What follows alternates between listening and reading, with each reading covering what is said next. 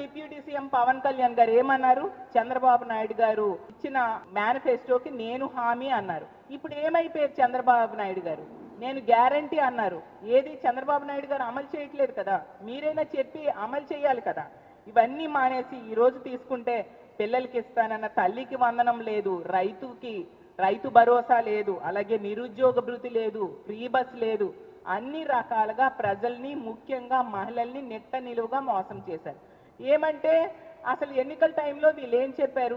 మా జగన్మోహన్ రెడ్డి గారు గతంలో ముఖ్యమంత్రిగా ఉన్నప్పుడు చేసినవి ఇచ్చిన హామీల కంటే రెండింతలు చేస్తానని చెప్పి ప్రజలు నమ్మించి అధికారంలోకి వచ్చి ఈ రోజు తీసుకుంటే ఎన్నికలు అయిపోయి 8 నెలలైన ఏ ఒక్కటి అమలు చేయలేదు సరికదా.